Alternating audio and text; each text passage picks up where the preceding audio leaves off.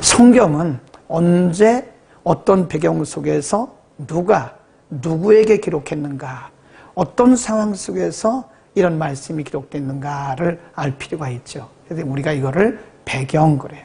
역사적, 문화적, 지리적 이런 배경들을 알 필요가 있다. 그래서 잠깐 우리 그런 이 배경, 이런 배경들을 서론이라고 그러죠.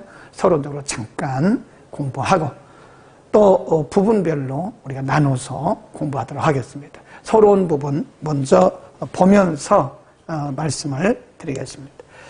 데살로니가 전서의 명칭과 기록자. 데살로니가 전서는 고린도에서 줄거 놓으셔야 돼요. 고린도에서 전도 활동을 하고 있던 사도 바울이 자신이 두 번째 전도 여행 중에 세운 데살로니가 교회에 보낸 서신이다. 고린도에서 사역을 하고 있으면서 데살로니가 교회에 보낸 서신이다. 사도 바울은 두 번째 전도 여행을 하던 중 마게도나의 첫 성인 빌립보, 지난주에 공부했죠. 빌립보에서 복음을 전하다가 암비볼리 또 아볼로니아를 거쳐서 데살로니가에서 약 3주 동안 머물면서 복음을 전하였고, 그때 주로 야손, 그 줄급시다. 야손이라고 하는 사람의 집에 예배 처소를 정하고 사용했다. 이것이 바로 데살로니가 교회의 시작이다. 이렇게 보시면 돼요. 야손이라는 사람의 집에서 집회를 시작했는데 그것이 바로 데살로니가 교회의 시작이었다. 신학의 교회들이 대부분 가정에서부터 시작이 됐어요. 두 번째 데살로니가 전서의 기록 연대와 배경 그리고 목적. 위에서 말씀드린 것처럼 사도 바울이 두 번째 전도 여행을 하던 중 고린도에 머물면서 기록한 서신으로 주후 52년에서 53년경에 기록됐을 것으로 추측하는 거죠. 당시 바울 사도는 고린도에 혼자 머물렀고 디모데를 통해서 데살로니가 교회의 상황을 듣게 되죠. 그리고 이 데살로니가 교회는 주로 이방인들로 구성이 되어 있는데 이 교회 성도들 중에는 이 야손을 비롯해서 아리스타고 세군도와 같은 신실한 성도들이 있었고, 성도들이 신실한 믿음으로 주를 섬겨 비록 유대인들로부터 많은 핍박과 박해를 받았으나 잘 인내를 하게 됩니다. 그러나 내부에서 발생한 잘못된 종말, 줄겁다. 잘못된 종말론, 잘못된 열심이죠. 이 잘못된 종말론 때문에 일부 성도들의 생활이 무질서하고 균형이 깨집니다. 그러니까 생활이 깨지니까요, 신앙생활이 무너지게 되니까 교회 자체가 문란하게 되는 거죠. 성도들 중에 일부는 예수님의 재림이 가까웠다고 해서 일도 하지 않고 육신의 일을 죄악시하거나 등한시하는, 이것이 이제 우리가 흔히 말하는 영지주의죠. 영지주의 사상을 받은 많은 사람들이 육신의 일을 죄악시하게 되는 거죠.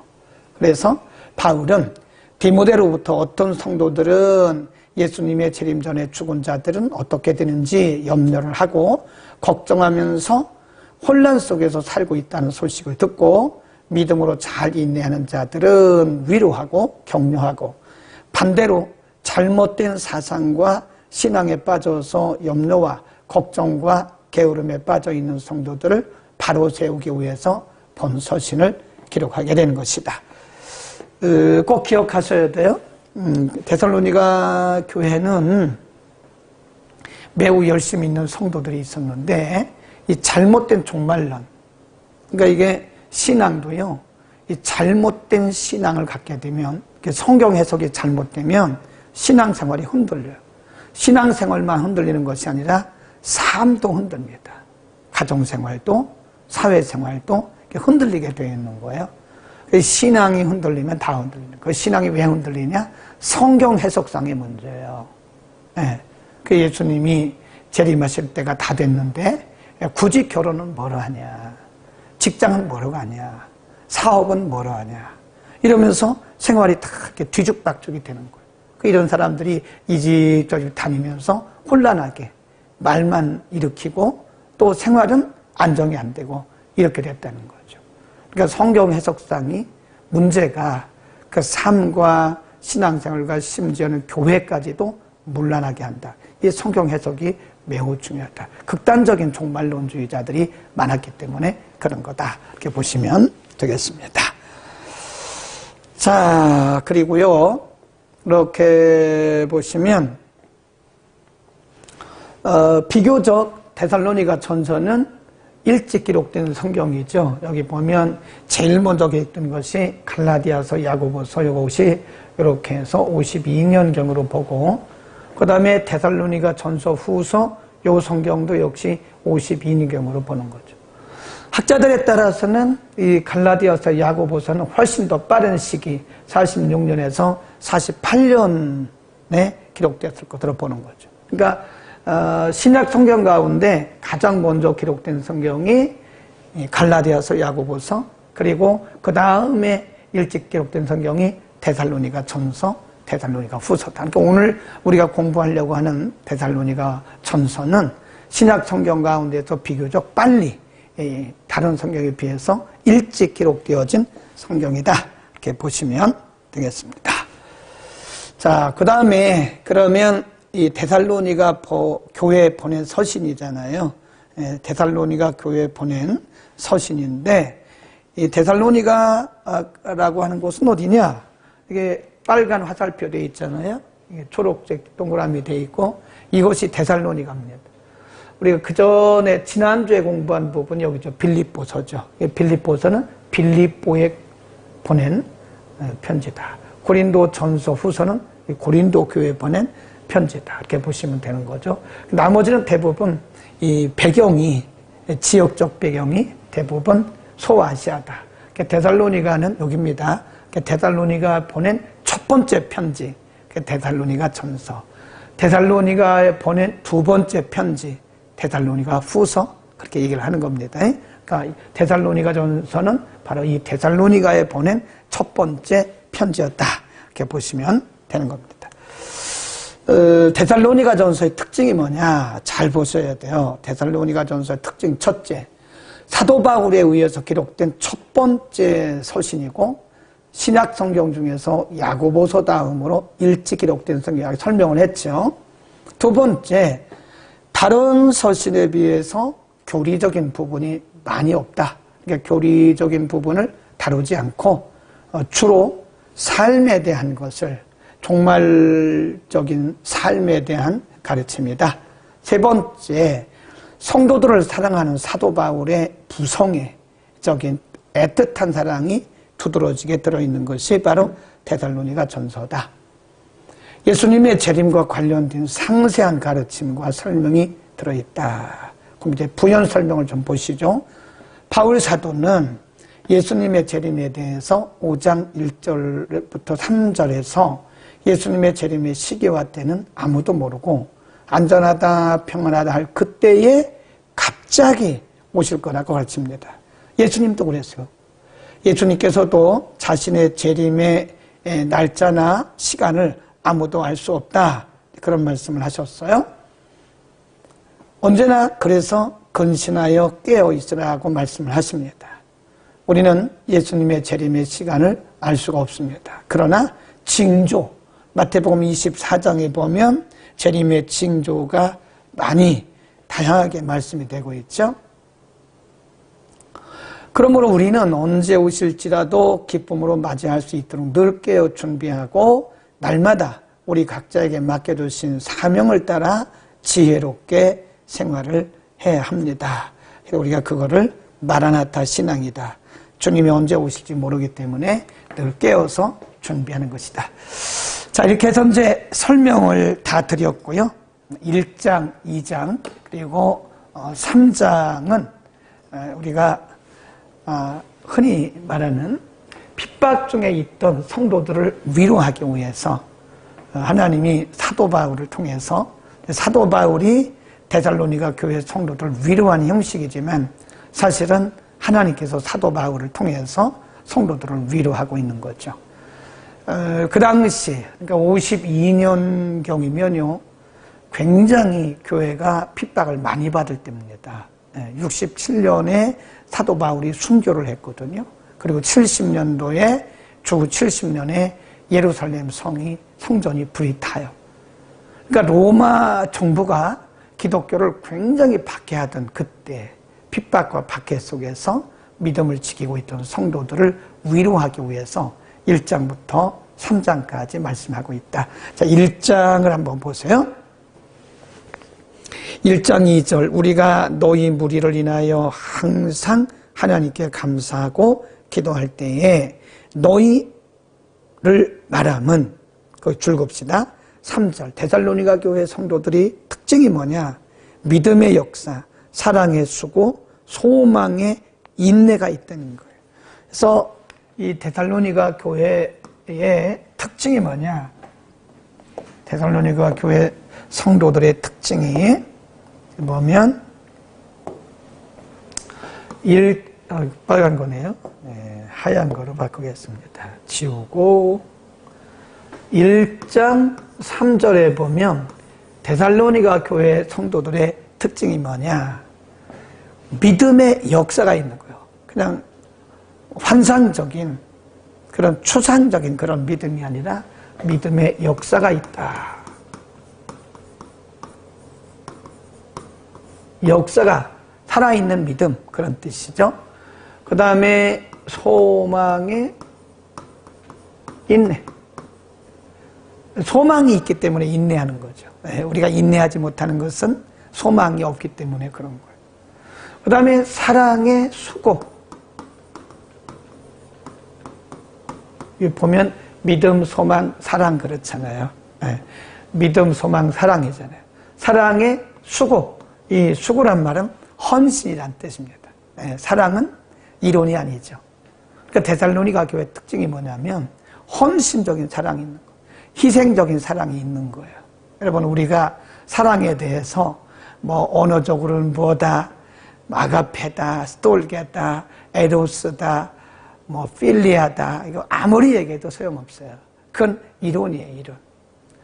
그래서 사도 요한도 보면 요한 서신에서 사랑하는 자들아 우리가 말과 혀로만 사랑하지 말고 행함과 진실함으로 하자 그랬잖아요. 그 사랑의 수고를 행함이라고 말하는 거예요. 소망에 인내, 상황이 굉장히 어렵고 핍박과 박해 속에 있었지만 데살로니가 교회 성도들은 소망이 있었기 때문에 인내하는 거예요. 오늘도 우리가 마찬가지죠. 소망이 있을 때 우리는 참아 나가는 거예요. 인내해 나가는 거예요. 하나님께서 어떻게 해주실 거라고 하는 분명한 믿음과 그리고 그 믿음이 소망으로 승화돼요. 그러면 인내를 할 수 있게 되는 거죠. 소망을 안 가지면 인내하지 못합니다. 그냥 무너지고 말죠. 그다음 믿음의 역사, 데살로니가 교회는 추상적인 이론적인 믿음이 아니라 살아있는 믿음이었다. 이걸 우리가 산 믿음 그럽니다. 산 믿음. 역사가 있는 믿음이다. 이론적으로 믿음은 뭐다 아무리 얘기해도 소용없어요. 믿음은 실질적으로 역사가 열매로 드러나야 된다. 데살로니가 교회의 특징이 이겁니다. 믿음의 역사, 사랑의 수고, 소망의 인내. 자, 그 다음에 5절 보세요. 이는 우리 복음이 말로만 너희에게 이른 것이 아니라 오직 능력과 성령과 큰 확신으로 된 것이니 우리가 너희 가운데서 너희를 위하여 어떠한 사람이 된 것은 너희 아는 바와 같다. 그러니까 지금 사도 바울이 고린도에 머물면서 데살로니가 교회에 서신을 보내는 거잖아요. 그러면서 지금 사도 바울이 그들에게 서신을 보냈는데 그 서신이 그 복음이 말로만 증거된 게 아니라는 거예요. 성령의 역사가 있었고 성령의 능력이 있었다. 굉장히 중요한 말씀 5절에서 합니다. 복음이 말로만 너희에게 이른 것이 아니라 능력과 성령과 큰 확신으로 되었다. 2장으로 갑니다. 2장에 보면 2장 2절 너희 아는 바와 같이 우리가 먼저 빌립보에서 고난과 능력을 당하였으나 우리 하나님을 힘입어 많은 싸움 중에 하나님의 복음을 너희에게 말하였노라. 4절 오직 하나님의 옳게 여기심을 입어 복음 전할 부탁을 받았으니 우리가 이와 같이 말하면 사람을 기쁘게 하려 함이 아니요 오직 우리 마음을 감찰하시는, 거기 줄겁시다. 사도 바울의 사역의 자세입니다. 사역 자세가 뭐냐면 하나님을 기쁘시게 하기 위한, 하나님.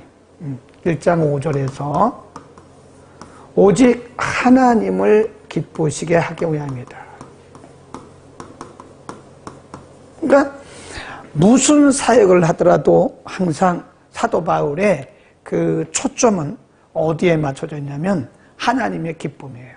하나님의 영광, 하나님의 뜻. 예. 사람의 눈치를 본다거나 또 사람을 기쁘게 하려고 하는 것이 아니라, 물론 우리가 사람도 기쁘게 해야죠. 근데 근본적으로 하나님을 먼저 기쁘시게 하고 사람을 기쁘게 해야 되는 거예요. 하나님의 말씀을 따를 때 사람을 기쁘게 할 수 있는 거지, 하나님의 말씀을 제쳐놓고 우리가 사람만 기쁘게 하는 것은 그건 인본주의다, 이렇게 볼 수가 있는 거죠. 예, 그 다음 또 한 가지 중요한 게 있는데 2장 13절 보세요. 2장 13절에 보면, 2장 13절에 보면 사도 바울이 데살로니가 교회 성도들을 굉장히 칭찬을 해요. 굉장히 중요합니다. 1장 3절에 이어서 2장 13절이 굉장히 중요해요. 데살로니가 교회 성도들은요, 굉장히 신사적이에요. 네. 우리가 사도행전 17장에 보면 사도 바울이 데살로니가 교회 성도들을 신사적이라고 그래요. 베레아 사람들보다도 훨씬 더 신사적이다. 그 이유가 뭐냐? 멋있는 옷을 입어서 신사가 아닙니다. 네. 멋지게 코디를 해서 그게 신사가 아니에요. 사도 바울이 말하는 신사적이다라고 하는 것은 2장 13절입니다. 한번 보세요. 2장 13절. 이러므로 우리가 하나님께 쉬지 않고 감사함은 너희가 우리에게 들은 바 하나님의 말씀을 받을 때 뭘로 아니하고 사람의 말로 아니하고 하나님의 말씀으로 받음이니 진실로 그러하다. 이 말씀이 또한 너희 믿는 자 속에서 역사하느니라. 하나님의 말씀을 받을 때, 굉장히 중요한 말씀이죠. 하나님의 말씀을 거기 보면 받을 때 이 사람의 말로 받으면 안 됩니다. 사람의 말이 아니라 하나님의 말씀으로 받았다. 하나님의 음성으로 받은, 이게 중요한 거죠. 우리가 개인적으로 성경을 묵상할 때도요, 책 읽듯이 읽으면 아무런 의미가 없어요. 살아계신 하나님의 말씀이다 라고 믿고 그 말씀을 읽어야 돼요. 그러니까 하나님의 말씀 자체가 살아서 운동력이 있어요. 살아있어요. 움직여요. 역사합니다. 거기 있잖아요. 너 믿는 자 속에서, 너희 믿는 자 속에서 역사하느니라. 또 우리가 공예배를 통해서 설교를 듣잖아요. 하나님의 말씀을 듣잖아요. 목사의 말로 들으면 안 돼요. 가끔 보면 설교 듣고 시험 받는 사람이 있더라니까요. 설교 듣고 상처받아요. 그건 설교를 잘못 들은 거예요. 설교를 하는 사람도 잘해야 되지만 듣는 사람도 잘 들어야 돼요. 예, 사람의 말로 들으면 섭섭하고 상처받고 시험받고 그럽니다. 제일 불행한 사람이 누구냐? 설교 듣고 상처받는 사람, 설교 듣고 시험받는 사람. 목사님이 나 들으라고 그랬다고. 제가 들으라고 그랬습니까?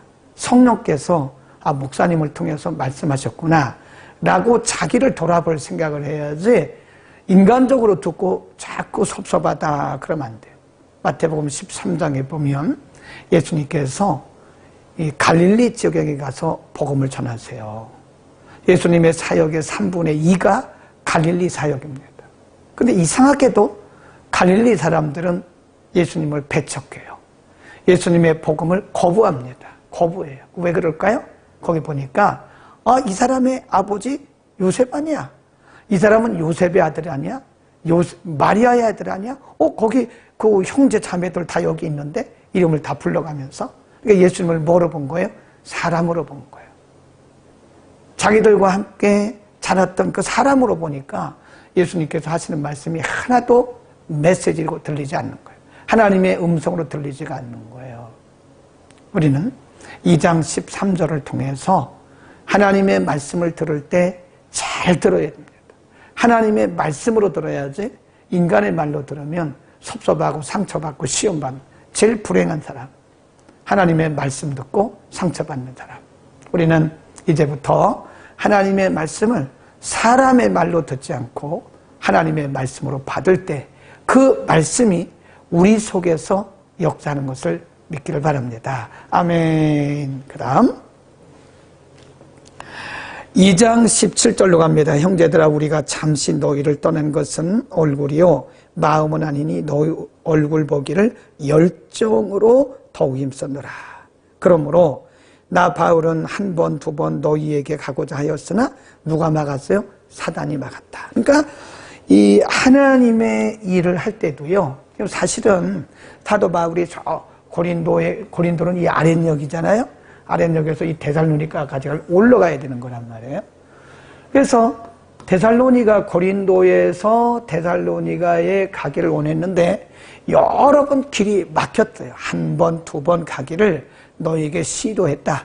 내가 너희에게 가기를 시도했는데 계속 길이 막혔다. 그 요인을 뭐라고 말해요? 길이 막힌 것은 사단이 길을 막았다. 그랬어요. 그러니까 우리가 하나님의 일을 할 때는요, 사단의 길을 막을 때가 있어요. 방해를 합니다. 하나님이 기뻐하시는 일을 우리가 하려고 하잖아요. 그러면 사단이 막아요.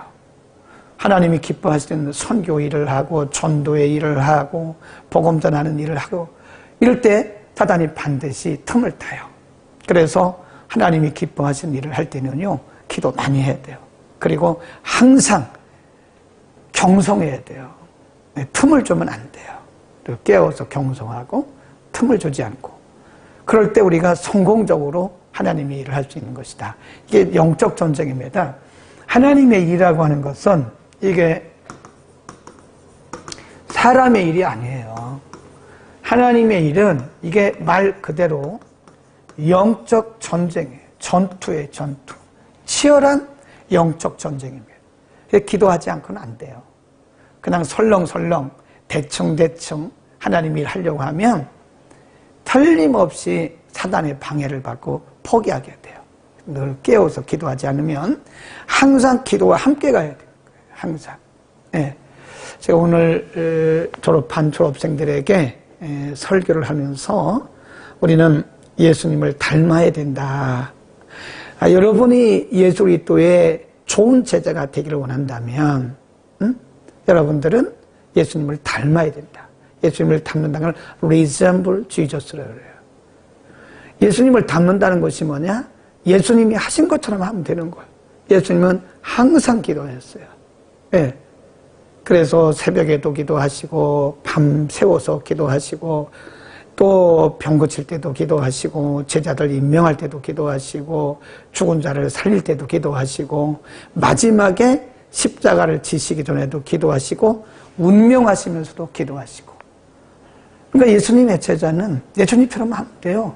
예수님이 쉬지 않고 기도했기 때문에 기도하셨기 때문에 우리도 쉬지 않고 기도하면 돼요. 그러니까 제가 지금 강조하는 게 뭐예요? 하나님의 일은 영적 전쟁이기 때문에 기도 없이는 이거 이길 수가 없습니다. 백전백패입니다. 흉내만 내다가 무너질 가능성이 커요. 아멘. 아멘 되신 분들은 아멘. 예. 정운자 집사님 아멘. 유운자 집사님 아멘. 은자 그러네요. 정자 육자. 그래서 이명자 권사님도 아멘 그랬습니다. 기도하지 않고는 이 영적 전쟁에서 우리가 승리할 수가 없는 것이다. 자, 그 다음에 3장으로 갑니다. 이제 사도 바울이 고린도에 머물면서 데살로니가에 디도를 보냈다고 그러잖아요. 디도를 보냈는데 사도 바울이 디도를 보낸 이유가 뭐냐? 거기 한번 보세요. 2절입니다. 우리 형제 곧 그리스도 복음이 하나님의 일꾼인 디도가 아니고 디모데. 우리 형제 곧 그리스도 복음의 하나님의 일꾼인 디모데를 보내노니 이는 너희를 뭐하고? 굳게 하고 너희 믿음에 대하여 위로함으로 누구든지 이 여러 환난 중에 요동치 않게 하려 함이라. 우리로 이것을 당하게 세우신 줄을 너희가 친히 아느니라. 그래, 디모데를 보냈다. 8절 그러므로 너희가 주 안에서 굳게 선즉 우리가 이제는 살리라. 우리가 우리 하나님 앞에서 너희를 인하여 모든 기쁨으로 기뻐하니 너희를 위하여 능히 어떠한 감사함으로 하나님께 보답할고. 디모데를 보낸 이유는 그들이 잘하고 있는 중에 더 잘하기 위해서 그런 거다. 13절 너희 마음을 굳게 하시고 우리 주 예수께서 그의 모든 성도와 함께 강림하실 때에 하나님 우리 아버지 앞에서 거룩함에 흠이 없게 하시기를 원하노라. 그래서 성도들을 견고하게 세우고 아까 우리가 1장 3절 2장 13절 공부했잖아요. 그러니까 데살로니가 교회는 굉장히 신사적인 교회예요. 네. 고린도 교회는 말이 많은 교회죠. 분당을 지은 교회죠. 논쟁이 심한 교회죠. 근데 데살로니가 교회는 굉장히 젠틀한 신사적인 교회예요. 하나님의 말씀을 들을 때 사람의 말로 받지 않고 믿음의 역사가 있는 교회, 사랑의 수고와 희생과 헌신이 있는 교회, 소망의 인내가 있는 교회, 잘하고 있잖아요. 그런데도 디모데를 보낸 것은 잘하고 있는 성도들을 더 잘하고 더 많은 열매를 맺게 하기 위한 것이다. 그런 말씀입니다. 자, 이제 4장, 5장으로 갑니다. 4장과 5장은요, 재림과 관련된 교훈들입니다. 아까 말씀드렸잖아요. 데살로니가 교회 안에 대부분 잘하고 있는데 데살로니가 교회 안에 혹은 밖에서 성도들을 미혹하고 혼돈케 하는 세력들이 있어요. 그게 누구냐? 극단적인 재림론주의자들. 항상 극단적인 게 중요한 거예요. 이게 위험한 거예요. 극단적 재림론. 극단적 재림론자들은요, 상식 밖의 일입니다. 우리가 신앙생활을 해도요, 정상적인 신앙생활은 정상적으로 흘러가요. 그런데 극단적인 신앙생활을 하는 사람들은 굉장히 비정상입니다. 생활이 비정상이에요. 극단적 종말론에 왜 빠지게 됐냐면 그 당시 영지주의라는 것이 유럽까지 간 거예요. 영지주의가 뭐냐면 우리나라의 유교 사상과 아주 흡사합니다. 그러니까 우리 교회 안에도 보면, 한국 교회 안에도 보면 우리가 불교, 유교, 그다음 미신의 바탕 위에 복음이 들어왔잖아요. 그래서 유교적인 게 간혹 있어요. 유교적인 게 영지주의라고 하는 것이 뭐냐? 성속, 그러니까 성과 거룩한 것과 속을 딱 구분해요. 우리 기도하고 예배하고 말씀 묵상하는 것은 거룩한 일이고, 우리가 회사에 나가서 직장 생활하고 사업하고 장사하는 것은 무슨 일이에요? 속된 일, 세상, 세속일이라는 거예요. 그렇지 않다고 제가 여러 번 얘기했죠. 네, 그렇지 않아요. 우리가 직장 생활하는 것도 사역이라니까, 사역. 복음 들고 직장으로 가야 돼요. 장사하는 게 우리가 돈벌이 하는 게 장사가 아니에요. 장사를 통해서 복음의 진보를 이루고 주변의 사람들에게 선한 영향력을 끼치는 거예요. 교회에서 은혜 받았으면 우리는 세상 속에 들어가야 돼요. 세상 속에 들어가서 영향력을 미쳐. 그러니까 소금이라 그러잖아요. 소금은 녹아져야 돼요. 소금은 녹지 않으면 그대로 있습니다. 소금은 녹아서 스며들어가야 돼요. 그러니까 우리가 은혜 받았으면 은혜 받은 게 중요한 게 아니에요. 세상 속에 스며들어가야 돼요. 스며들어. 그래서 그들 속에 선한 영향력을 끼쳐야 돼. 그래서 세상에 소금이란 말이 스며들어간다. 그런 의미가, 역할을 해야 된다. 선한 영향력을 미쳐야 된다. 아무리 은혜 받으면 뭐랍니까? 은혜 받는 목적이 뭐예요? 성경 공부하는 목적이 뭐예요? 우리의 지식을 쌓기 위해서 그런 겁니다. 그거 아닙니다. 성경 지식 아무리 쌓으면 뭐랍니까? 선한 영향력을 끼쳐야죠. 세상 속으로 들어가야 되는 거예요. 그래서 우리는 그걸 뭐라 그러냐? 좀 이따 설명을 하고요. 모이는 교회. 주일에 모여서 우리가 예배드리고 은혜 받잖아요. 그 모이는 교회.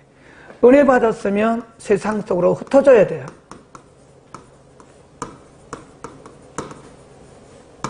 gathering church. scattering church라고 그래요. gathering church, scattering church. 모이는 교회, 흩어지는 교회. 은혜 받았으면 흩어져서 세상 속에 들어가요. 근데 극단적인 영지주의자들은 그렇게 성과 속을 딱 갈라요. 네, 갈라요. 그래서 교회에 있는 것은 거룩한 것이고 교회 밖에 있는 것은 속된 것이다. 사탄적이다. 물론 사탄적인 것도 있죠. 그러나 우린 그 속에 들어가요. 그럼에도 불구하고 세상 속에 들어가서 그들을 복음화해야 되고 그들을 변화시켜야 되고 우리의 선한 영향력을 통해서 세상을 변화시키는 게 하나님 아버지의 목적입니다. 근데 이 사람들은 운동 생활을 하는 거예요. 네, 거룩한 생활을 한다 그러면서 영지주의자들은 운동 생활을 합니다. 네, 자기들만 거룩하게 사는 거죠. 의미가 없죠. 거룩함의 의미가 뭐예요? 거룩함을 통해서 다른 사람들에게 영향력을 줘야 되는 거 아닙니까? 응? 그러니까 영지주의자들이 있어서 성도를 혼돈케 하는 거예요. 그러니까 뭐 예수님 곧 오시는데 결혼을 해서 뭐하냐? 예수님 곧 오시는데 애는 낳아서 뭐하냐? 예수님 오시는데 직장은 다녀서 뭐하고 사업은 해서 뭐하냐? 일 안 하는 거예요. 그런 사람들이 있어요. 그 이제 4장과 5장에서 예수님의 재림과 관련된 것을 확실하게 선을 그어서 저들이 주로 재림을 기다리는 성도의 삶에 대해서 말씀하고요. 그리고 재림은 어떤 것이냐에 대해서 말씀을 해요. 4장 3절 하나님의 뜻은 이것이니 너희의 거룩함이다.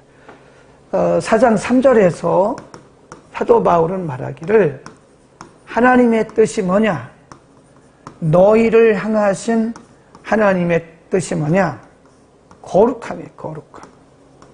말씀과 성령 안에서 거룩해지는 것이 하나님의 뜻이라는 거예요.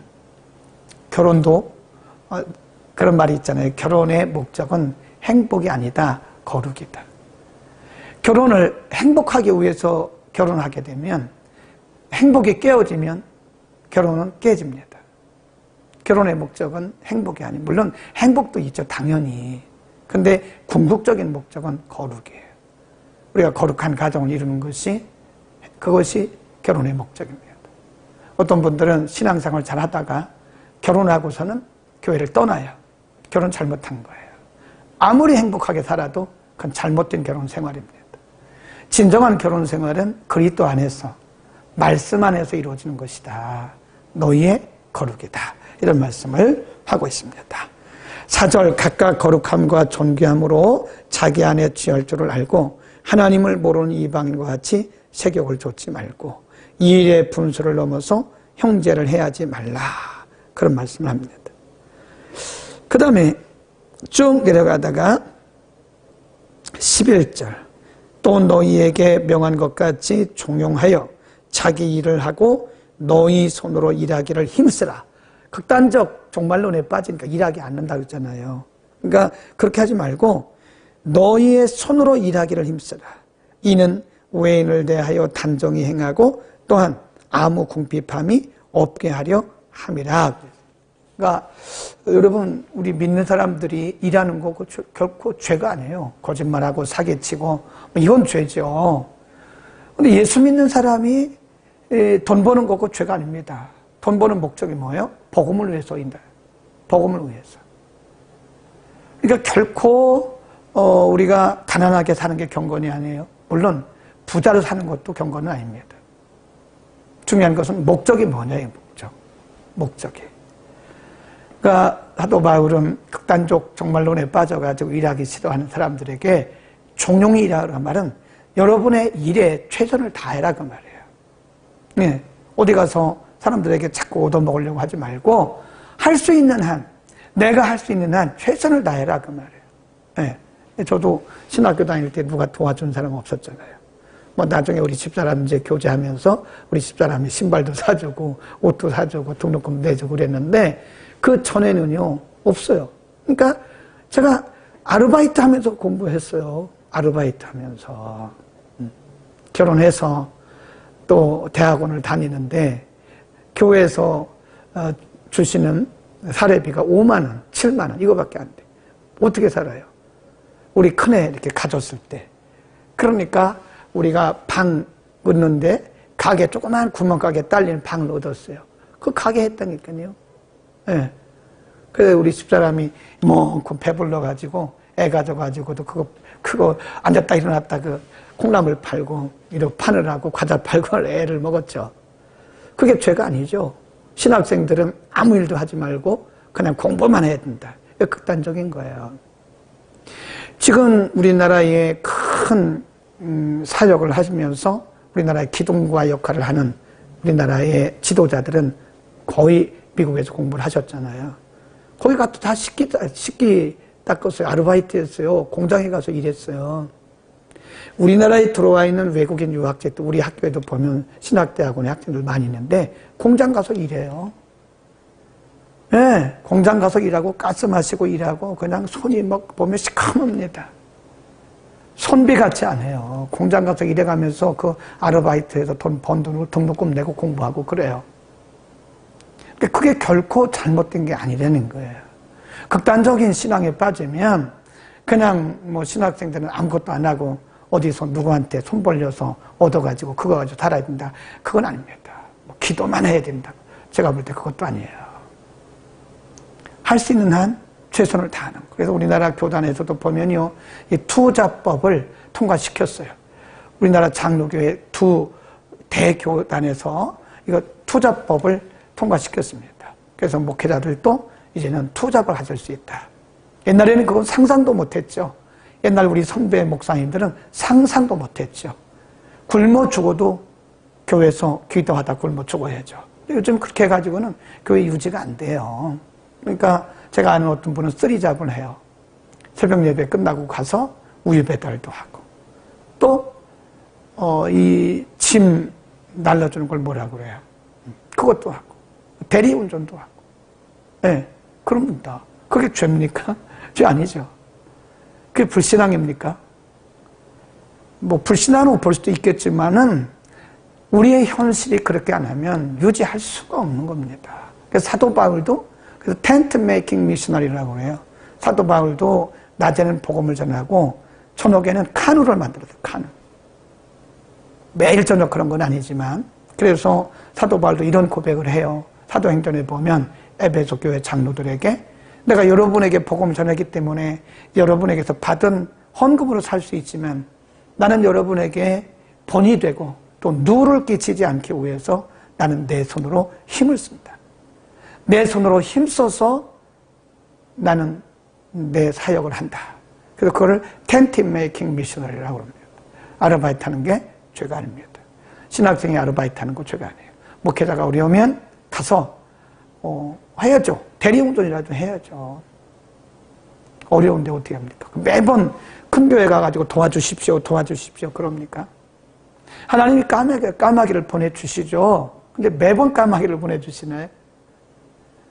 하나님이 특별한 때에는 그 특별한 까마귀를 보내주시지만 또 우리가 할 수 있는 것은 또 우리가 해도 되는 것이다. 제가 길게 설명을 드린 것은 그때 당시에 극단적 종말론에 빠져가지고 직장 가는 것을 굉장히 도외시하고 터부시했던 사람들이 있기 때문에 사도 바울이 이런 얘기를 하는 거예요.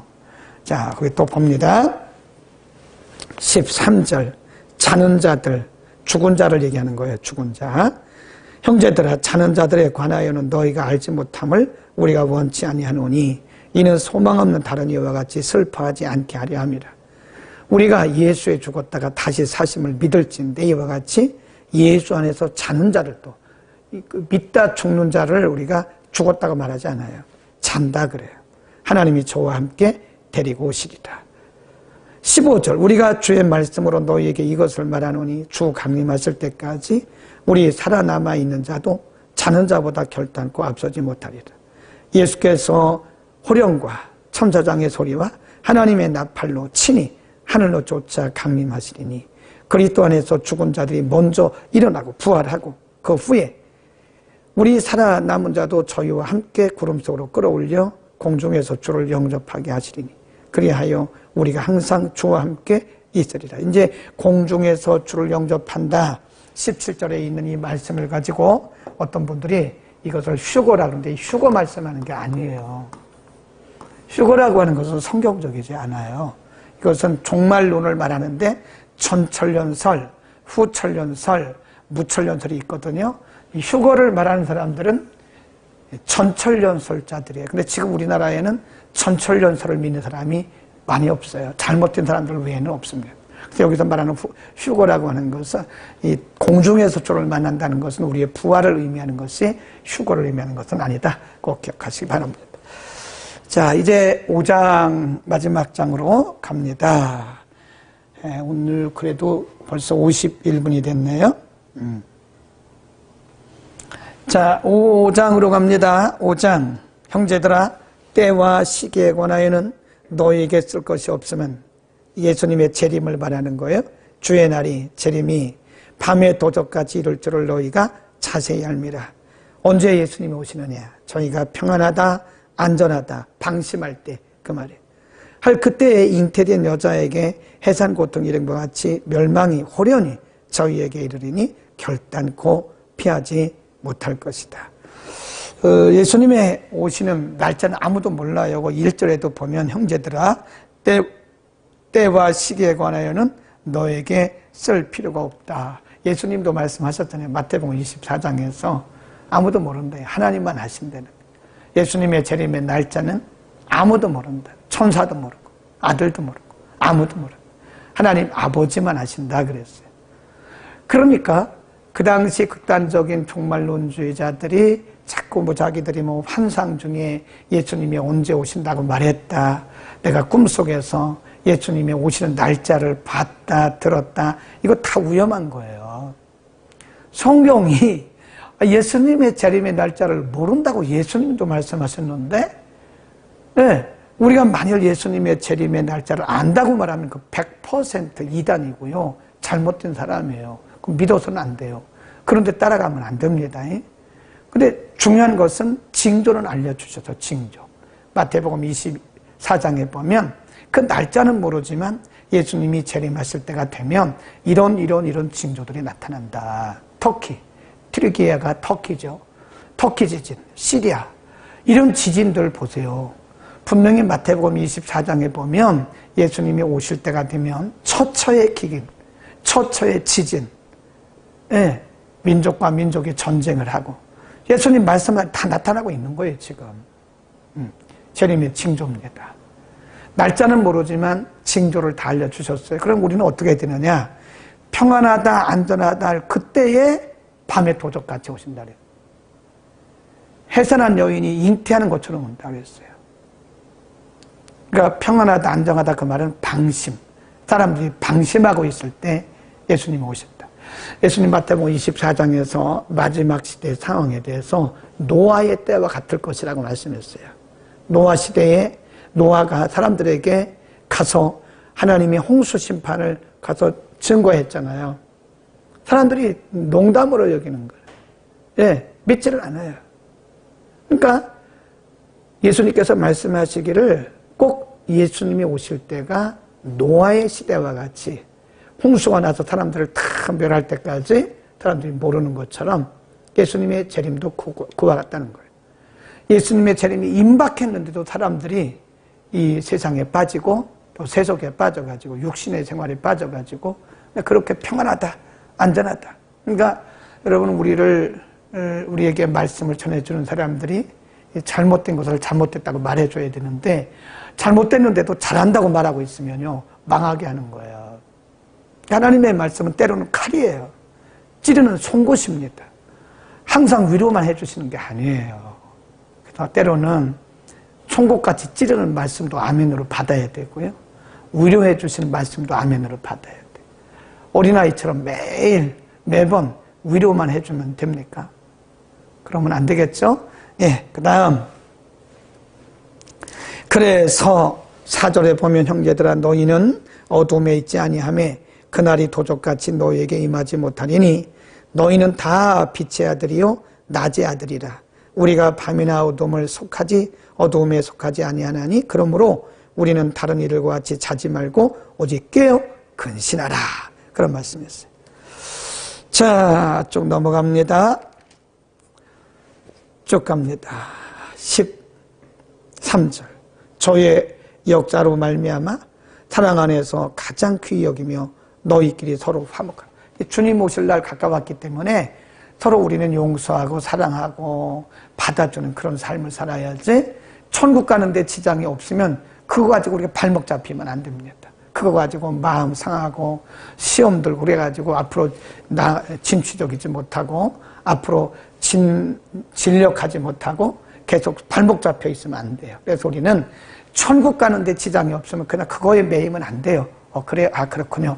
천국 가는데 지장이 없습니까? 그럼 괜찮습니다. 이렇게 말해야지, 그거 하나하나 찾고 따지고 그러면 여러분은 본질을 놓칠 가능성이 커요.